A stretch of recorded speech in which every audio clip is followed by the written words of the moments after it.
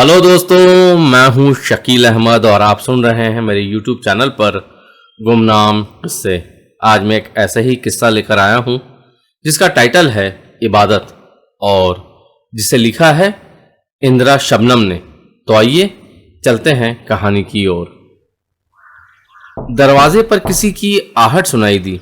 मैंने दरवाज़ा खोलकर देखा तो बाहर पोस्टमैन खड़ा था। उसने मेरे हाथ में एक रंगीन लिफाफा दिया जिससे भीनी भीनी खुशबू आ रही थी। मैंने बेसब्री से पता देखा। कुछ जाने पहचाने हुरूफ थे। भेजने वाले का नाम और पता नहीं लिखा था।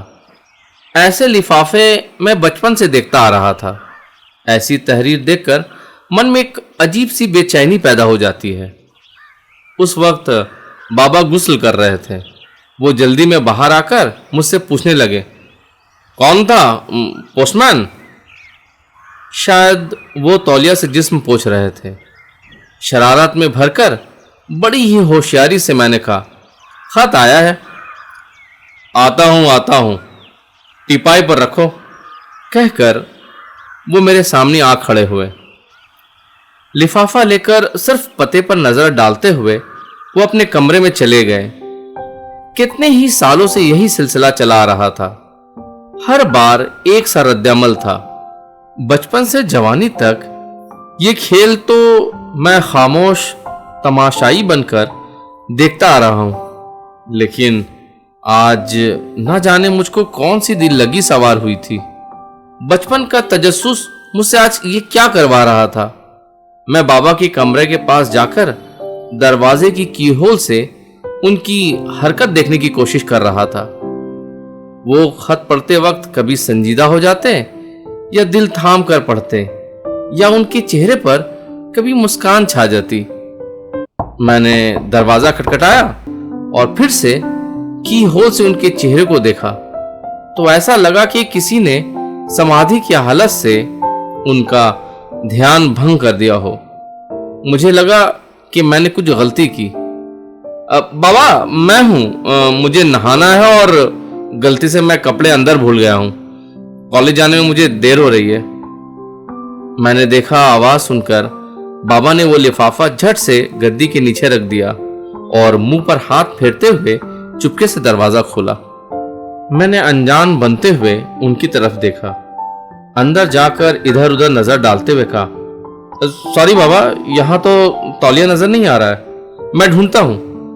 इतना कहकर मैं कमरे के बाहर निकल गया। बाबा ने फिर से दरवाजा बंद कर लिया। बाबा की इस आदत के बारे में बचपन में ही माँ ने मुझे बताया था। बाबा जब कभी कहानियां या नावल पढ़ते हैं तो दरवाजा बंद करने की उनकी पुरानी आदत है।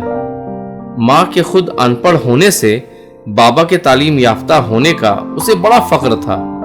हम बच्चों को भी उसने कह रखा था कि जब दरवाजा बंद हो तब उन्हें तंग ना करना। मुझे याद आने लगी मेरी भोली भाली माँ और उसकी डांट फटकार।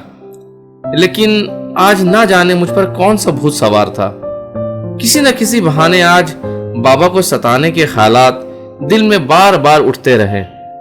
आज मेरा मन बेचैन था। कॉलेज, क्लास, कैंटीन, पढ़ाई, किताबें, कहीं भी मेरा मन नहीं लग रहा था। 10-12 सालों से मन में उभरने वाले तजस्सुस को आज मैं दबोच नहीं पा रहा था। घर लौटने के ख्याल से ही मन को राहत मिली। घर आकर देखा तो बस मैं अकेला ही था घर में। बाबा तो शाम को आएंगे। मैं बाबा के कमरे की तरफ मुड़ा। उनकी किताबों की अलमारी थी। वहां पास ही के ड्रॉयर में ताला लगा हुआ था। जरूर यहां कुछ खास बात होगी। मैं कुंजी ढूंढने लगा। आखिर कुंजी मिली तो बाबा के बिछौने के नीचे। कुंजी लेकर ताला खोला तो चंदन की महक आई। वहां पर ताजा गुलाब की पंखड़ियां बिखरी हुई थी। मुझे ऐसा महसूस हुआ जैसे किसी पूजा घर में दाखिल हुआ हूं। बहुत ही खूबसूरती से वो खतूत इकट्ठे बांधकर रखे हुए थे। वहां रंगीन लिफाफे, वही साफ सुथरी लिखाई।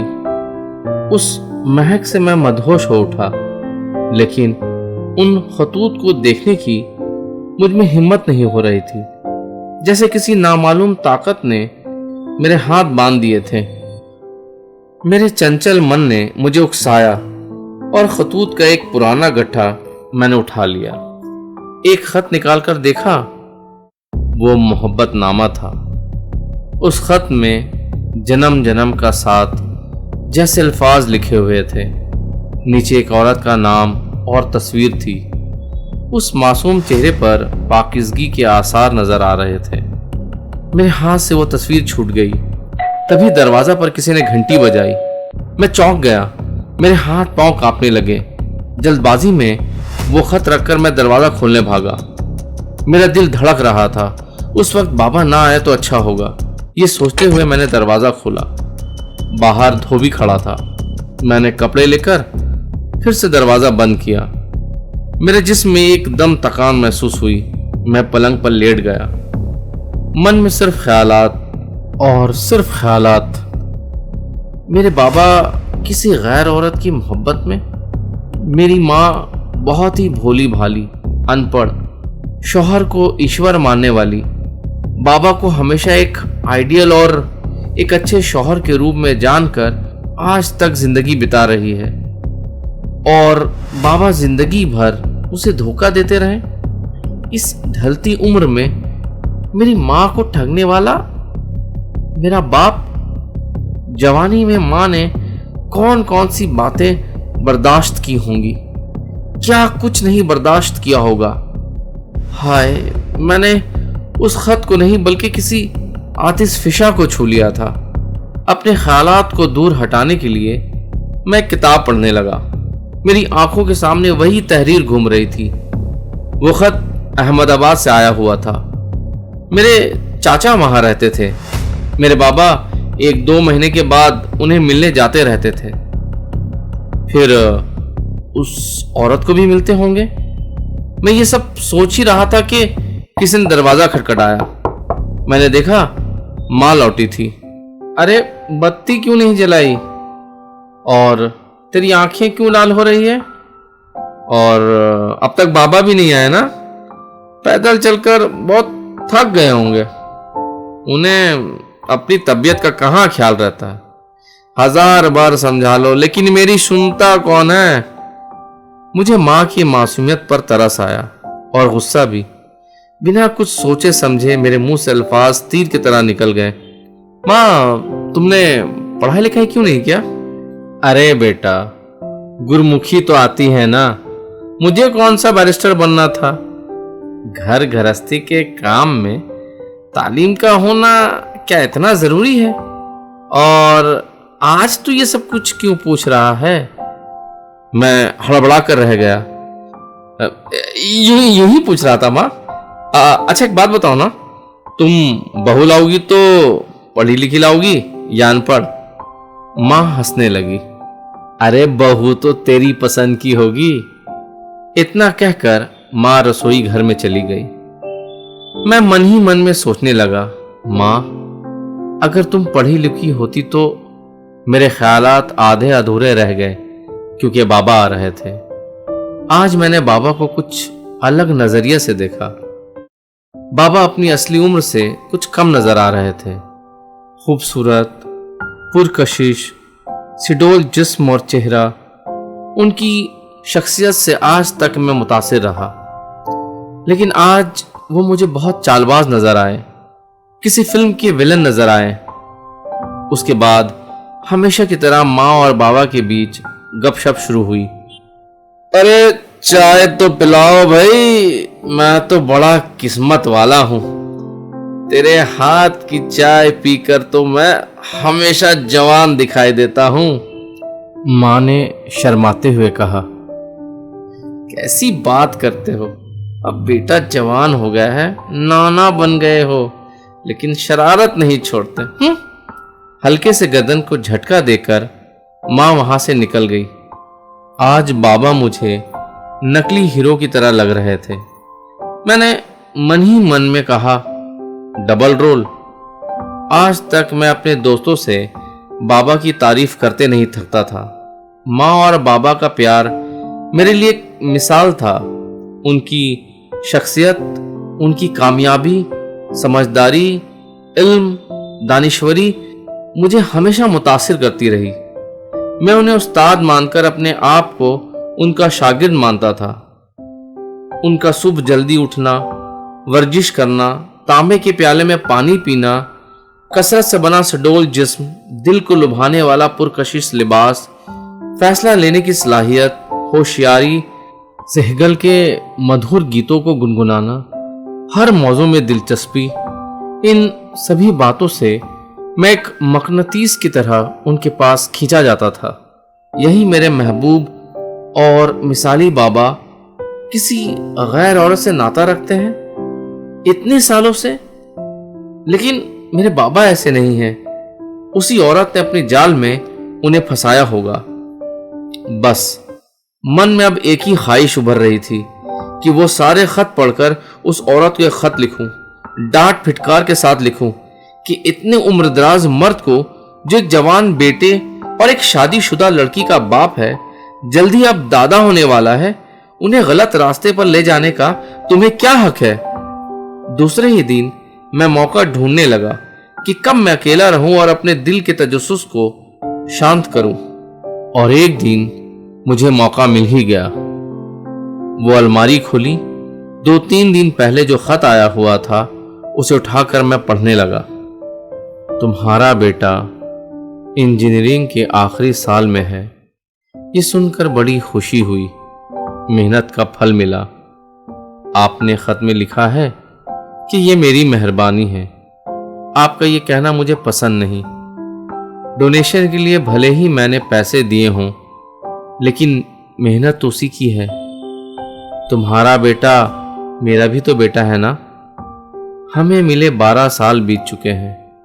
घर संसार के इस चक्कर में पता ही नहीं चला कि इतने साल कैसे गुजर गए।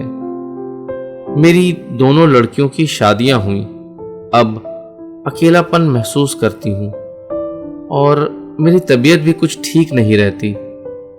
भगवान की मेहरबानी से अगर एक लड़का होता तो मुझे भी बहू आ जाती।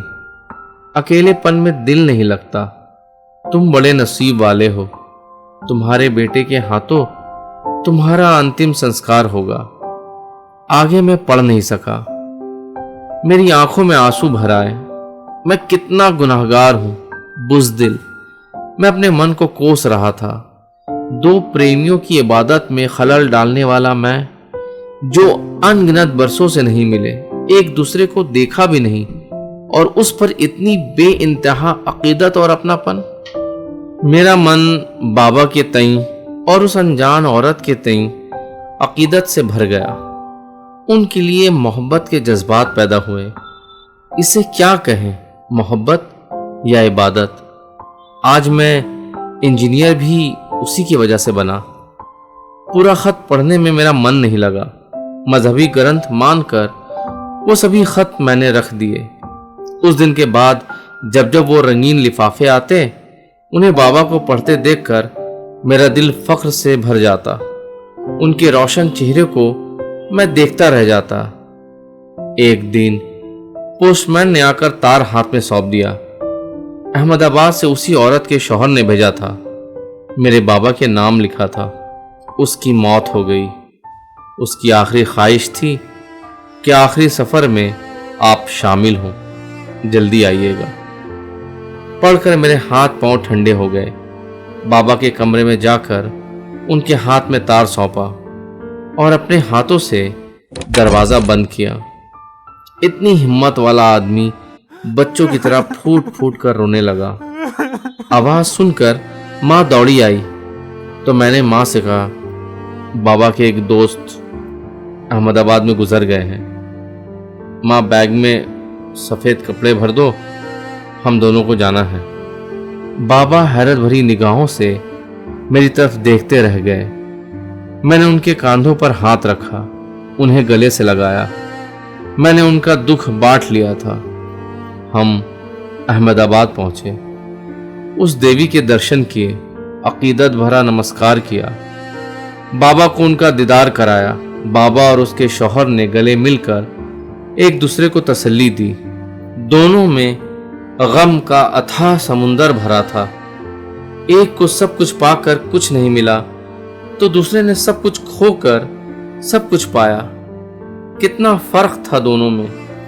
ऐसा लग रहा था कि इन दोनों की ये पहली मुलाकात नहीं है, बल्कि बरसों से वो एक दूसरे को पहचानते हैं। आखिरी रसूमात मैंने ही अदा किए। पगड़ी की ताज़ती मजलिस में हमने विदाई ली। बाबा उठो ना, अपना शहर आ गया है। रास्ते भर बंद उनकी आंखें अब खुली तो उन नज़रों में बेहद गम था। मैंने कहा, भगवान की रज़ा पर राज़ी रहना ही सच्ची ज़िंदगी है ना बाबा? बाबा कुछ नहीं बोले, बस गर्दन हिला दी। उनकी आंखों में आंसू भरे थे। मैंने अपनी ज़िंदगी में कई बार ये सुना तो था कि मोहब्बत इबादत होती है। आज मुझे इसका यकीन भी हो गया। तो दोस्तों, ये थी एक छोटी सी कहानी। उम्मीद करता हूँ ये कहानी आपको पसंद आई होगी। अगर आपको ये कहानी पसंद आई है तो मेरे चैनल को लाइक करें, कमेंट करें, शेयर करें, सब्सक्राइब करें। और हाँ दोस्तों, कहानी सुनने के लिए बहुत बहुत शुक्रिया।